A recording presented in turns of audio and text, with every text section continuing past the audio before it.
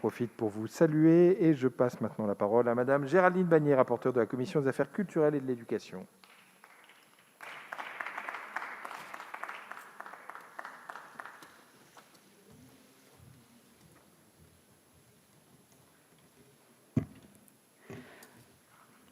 Monsieur le Président, Madame la Ministre, Monsieur le Président de la Commission des Affaires culturelles et de l'Éducation, mes chers collègues, 1981, prix du livre unique. Les principes vertueux de la loi n'ont cessé d'être rappelés depuis par les gouvernements successifs, et notamment en 2011 et 2014, lorsqu'il a fallu adapter la régulation à l'ère du numérique. Jack Lang, devant une mutation commerciale aux conséquences non neutres sur le plan culturel, engendrant une concurrence très vive, s'emparait du sujet des prix cassés par les hypermarchés et grandes enseignes pour permettre à un riche réseau de détaillants de se maintenir sur le territoire, préservant par là la diversité éditoriale. Autre temps, autres mœurs. Pas si sûr. Les pages se tournent, mais la situation n'est pas loin d'être analogue, les mastodontes ayant seulement changé de nom et de mode d'action. De fait, les librairies indépendantes se trouvent exclues de la vente en ligne. Les frais de port qu'elles pratiquent sont parfois plusieurs centaines de fois plus élevés que ceux de détaillants qui proposent un tarif à 1 centime, respect somme toute ric-rac de l'interdiction d'expédition gratuite de 2014. Un livre de poche neuf, Candide par exemple, se trouve actuellement vendu, livraison comprise, de 3,06 € à 10,95 € au gré des détaillants, entorse manifeste au prix du livre unique. L'explication en est simple. Les petites librairies ont des coûts bien supérieurs à ceux des grandes entreprises. Les frais facturés par les transporteurs varient du simple au double, pour le moins. Les frais de préparation sont bien supérieurs du fait d'un moindre volume. Elles n'ont que le choix de répercuter intégralement le coût réel sur le client, au risque de le perdre, ou de prendre le coût à leur charge, mais elles sacrifient alors leur marge. Dilemme cornélien et mortifère. La proposition de loi de Laure Darcos, que je remercie pour son investissement et sa présence, entend par conséquent permettre au ministre chargé de la Culture et de l'Économie, en lien avec l'Arcep, de déterminer un tarif minimal applicable aux frais de port pour la livraison d'un livre. Mécaniquement, la situation financière des librairies sur le segment de la vente en ligne va se trouver améliorée. On peut imaginer que des librairies de taille moyenne, en internalisant une partie des coûts, pourront s'aligner sur ce tarif minimal, ce plancher, et ainsi devenir compétitives par rapport à Amazon, la Fnac, Leclerc, Gibert, en proposant un tarif identique à leurs clients.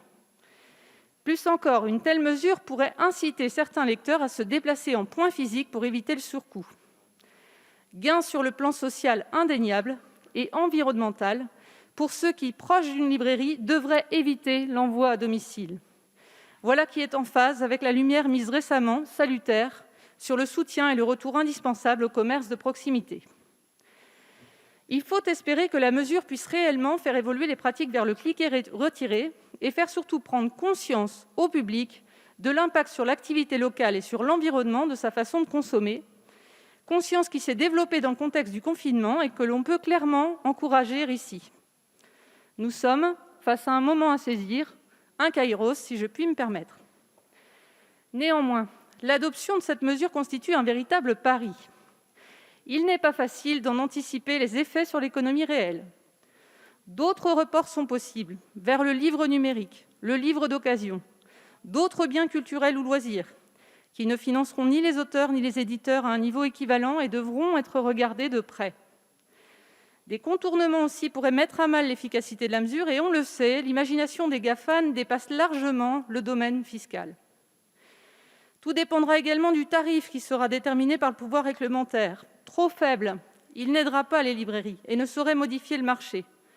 Trop élevé, il favoriserait un report vers le marché physique, mais au prix sans doute d'une perte sèche pour l'ensemble de la filière. Or, Jack Lang le rappelait, le lecteur cherche premièrement un prix uniforme, deuxièmement, le lecteur cherche un prix modéré, aussi modéré que possible, troisièmement, le lecteur cherche à avoir un prix connu, et enfin, le lecteur cherche à trouver des livres partout, selon un échantillonnage aussi varié que possible. C'est pourquoi notre commission a adopté un amendement pour prévoir, 2 ans après l'entrée en vigueur de l'arrêté fixant le tarif minimum, une évaluation remise par le Gouvernement au Parlement. Cette évaluation devra mesurer les effets de cette nouvelle régulation sur le réseau des détaillants et l'accès du public aux livres. Quel report? Qui bénéficie de la mesure? Les grands acteurs ou les petites librairies indépendantes? Quels effets sur les pratiques d'achat des lecteurs, et notamment selon leur territoire, leur pouvoir d'achat? J'invite le Gouvernement à se doter dès l'apparition de l'arrêté des outils statistiques, économétriques et de sondage nécessaires pour ce faire. Cela nous sera utile lorsque, dans 3 ans, le Parlement procédera à l'évaluation du dispositif. Par ailleurs, j'encourage aussi le Gouvernement à poursuivre les actions complémentaires qui s'imposent et qui, sans être du ressort du Parlement, s'avèrent indispensables. Si beaucoup a déjà été fait pour faire de nos jeunes des lecteurs, quart d'heure lecture, tous en librairie, passe culture, toutes les initiatives telles que les librairies ambulantes, boîtes à livres, toutes les associations qui luttent contre l'obstacle géographique et parfois psychologique de l'accès aux livres et vont au-devant de nouveaux lecteurs à conquérir, doivent être soutenues. J'émets le vœu aussi, en cette année de la lecture, que toutes les salles d'attente de France, où qu'elles soient, puissent présenter sur ces heures perdues des livres à voir, à lire, façon de démocratiser encore et toujours plus le livre. Il faut aussi mieux faire savoir qu'on peut commander chez n'importe quel détaillant n'importe quel ouvrage et mieux faire connaître la loi sur le prix unique. Un quart des personnes qui achètent leurs livres en dehors des librairies pensent qu'ils y sont plus chers qu'ailleurs. Il faudra aussi poursuivre le chantier de modernisation entrepris pour nos librairies indépendantes et l'ensemble de la filière de distribution. La distorsion de concurrence sera moins vive du fait de la disposition sur le tarif minimal des frais de port, mais nos librairies qui vendent en ligne doivent devenir plus concurrentielles en termes de praticité de la commande et de rapidité de la mise à disposition, élément important aussi dans l'acte d'achat. Par ailleurs, pour pleinement remporter le pari que nous faisons, il faudra travailler sur les coûts de préparation et d'envoi auxquels les libraires font face. La négociation d'accords avec les transporteurs, au premier rang desquels La Poste, avec le soutien des pouvoirs publics, est certainement une part non négligeable de l'efficacité de la mesure. Pour revenir à la présente proposition de loi, elle comporte d'autres dispositions essentielles au profit de l'ensemble de la filière.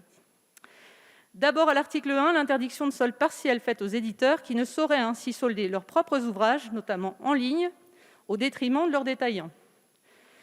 Au même article, une distinction dénuée de toute ambiguïté du livre neuf et du livre d'occasion, pas toujours bien nette sur les places de marché qui se sont développées récemment, est bienvenue. L'article 2 permettra aux collectivités de soutenir davantage les librairies indépendantes, et notamment celles qui rencontreraient des difficultés, par un régime de subvention couvrant aussi le fonctionnement plus large que les seules dispositions fiscales existantes. L'article 3 est crucial pour les auteurs, en venant encadrer par la loi les pratiques de compensation intertitres et provisions pour retour d'exemplaires, amélioration issue des accords de 2017. La situation des auteurs sera aussi nettement améliorée en cas d'une cessation d'activité volontaire ou judiciaire de la maison d'édition. L'article 5, enfin, apporte des modifications indispensables et attendues au dépôt légal numérique. La tâche des organismes dépositaires, INA, BNF et CNC, va s'en trouver nettement facilitée, alors qu'un nombre croissant d'œuvres et de documents échappaient à la collecte. C'est donc bien l'ensemble des acteurs, de l'écriture à la conservation, qui va pouvoir bénéficier des mesures dont nous allons débattre ici. Un large consensus s'est exprimé en commission, il ne saurait guère en aller différemment ici. Nos prédécesseurs l'ont dit, répété à l'envi, le livre n'est pas un objet comme les autres. Ce bon ami qu'est le livre, fenêtre d'évasion où se cache l'homme, et que l'on rencontre comme on se rencontre aussi au détour des pages. Les histoires d'enfants du peuple, dont la singularité du parcours est intrinsèquement liée au livre, sont belles. Il ne faut jamais cesser de vouloir faire se rencontrer le plus possible, partout, les livres et les enfants. C'est le dernier vœu que je forme. Je remercie bien évidemment l'auteur de la présente proposition de loi, l'administratrice qui a collaboré avec moi, mais aussi mes chers auteurs, jamais disparus, qui m'accompagnent chaque jour.